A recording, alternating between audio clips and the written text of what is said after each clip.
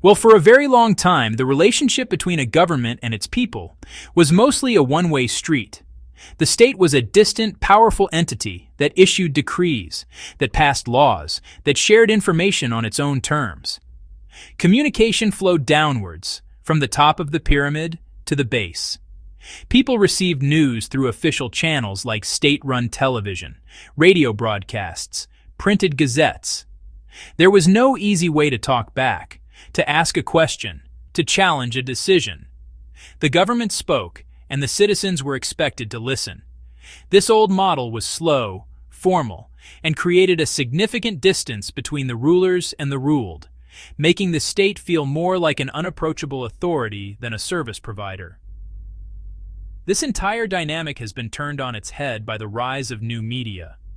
Today, platforms like Twitter, Facebook, Instagram are not just for sharing photos of family and friends. They are powerful tools for civic engagement. Ordinary citizens can now communicate directly with prime ministers, mayors, government agencies. A simple post, a direct message, can travel from a person's living room straight to the screen of a public official. This has fundamentally altered the power balance. The state can no longer afford to simply transmit information without expecting a response. It is now part of a constant, flowing conversation, whether it wants to be or not. The change is not just about speed, it is about the nature of the interaction itself. Before, the state controlled the narrative completely. It decided what was newsworthy and how it should be presented. Now, citizens have become active participants in shaping public discourse. They can share their own experiences, upload videos of a local problem, organize to demand action on a specific issue. This shift has forced governments to move away from a monologue where they simply talk at people and toward a dialogue where they must listen, engage, and justify their actions. The era of one-way communication is over, replaced by a much more complex, interactive, and demanding two-way exchange. This new reality presents both challenges and opportunities for the modern state. In the past, organizing a protest or a social movement required immense effort. Printing flyers, making phone calls, relying on word-of-mouth networks. New media has changed all of that. Today, a single hashtag can become a global rallying cry, uniting millions of people around a common cause. Citizens now have a digital megaphone to amplify their voices and demand attention from those in power. They are no longer passive recipients of policy. They are active agents of change, using social platforms to bring issues from the margins to the very center of political debate. A perfect example of this is the Twärpå Fridays for Future movement. What began with a single Swedish teenager, Greta Thunberg, protesting alone outside her parliament, quickly exploded into a worldwide phenomenon. Social media was the engine of this growth. Students from all over the globe used platforms like Instagram, Twitter to share photos of their strikes, coordinate their efforts, pressure their governments to take climate change seriously. The hashtag connected disparate local protests into a unified, global force that leaders could not ignore. This movement demonstrated that with new media, you don't need a massive budget or a formal organization to start a conversation that changes the world. This citizen-led communication is not just for global issues.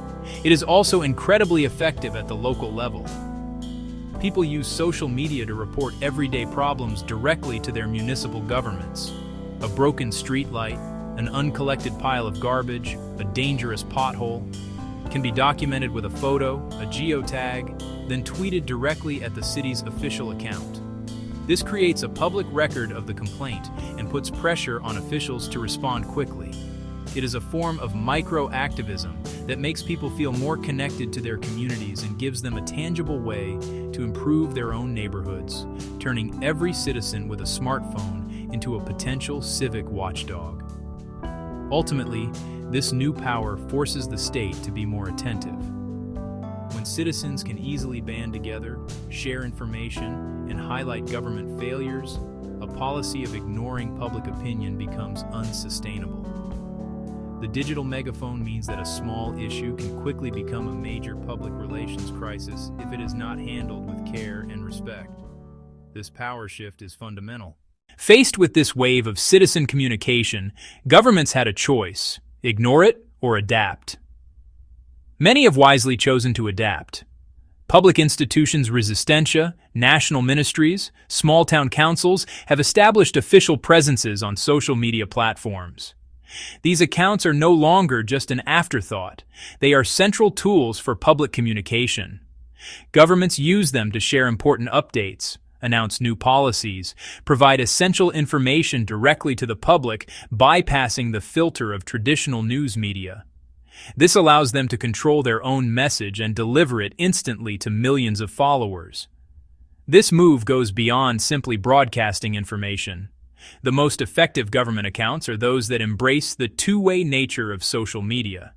They don't just post, they listen and respond. Many municipalities have set up dedicated teams to monitor social media for citizen complaints and requests.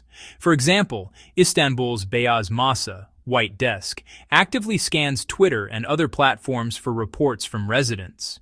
When someone tweets about a local problem, damaged bus stop, water leak, the Beyaz Masa team often responds publicly, assigns the task to the relevant department, and sometimes posts a follow-up photo once the issue is resolved. This kind of responsive governance builds a new type of relationship between the state and its citizens. It makes the government feel more human, accessible, and effective. When people see that their online complaints lead to real-world action, it fosters a sense of trust and collaboration. This approach transforms public services from a slow, paper-based system into a dynamic, real-time operation. It acknowledges that in a world quantity on hand instant messaging, citizens expect their government to be just as responsive as the private companies they interact with daily.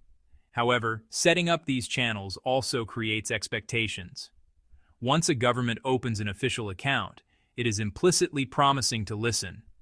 If that account becomes a ghost town, with no replies and outdated information, it can do more harm than good, signaling neglect and incompetence. Therefore, the state cannot just open an account. It must commit resources to staffing it, monitoring it, and integrating it into its actual operations. The digital door must not only be open, but there must be someone on the other side faters to answer. This commitment is the key to turning a social media presence into a genuine tool for better public service. Nowhere is the shift to two-way communication more critical than during a crisis. In the face of a natural disaster, a public health emergency, a security threat, new media becomes an essential lifeline. During these events, the first wave of information often comes not from official sources, but from a citizen on the ground with a smartphone.